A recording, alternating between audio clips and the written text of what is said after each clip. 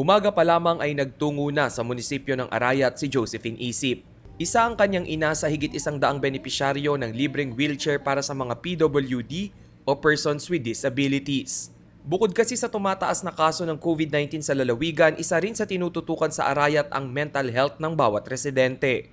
Ayon sa World Health Organization, maaaring magdulot ng COVID-19 stress syndrome ang labis na pag-iisip ngayong pandemya. Kaya naman binigyang pansin ng Arayat ang mga PWD upang kahit papaano'y makapagpahangin sila sa kanilang mga bakuran, lalo na't bawal pa rin ang lumabas dahil sa umiiral na household lockdown. Ayon kay Josephine, tiyak na mababawasan ang pagkabugnutin ng kanyang ina kung kahit saglit ay makalalabas ito ng kanilang bakuran. Makakapaglakad na mabuti tuwing umaga. Hindi siya makakapaglakad, masakit ang tuhod niya. Sabi naman ni Executive Assistant to the Governor Madet Alejandrino na siyang naglungsad ng programa, bawat barangay rin umano ay nakibahagi sa pagbibigay ng isang wheelchair.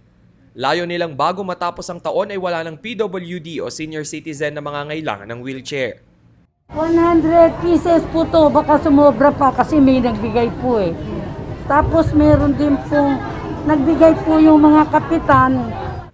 Sa kabilang banda, patuloy naman ang local IATF ng Arayat upang mapababa ang kaso ng COVID-19 sa kanilang lugar. Noong Abril, 6 hanggang 7 ang average daily COVID-19 cases sa bayan. At nitong Mayo, napababa nila ito sa 2 kaso kada araw.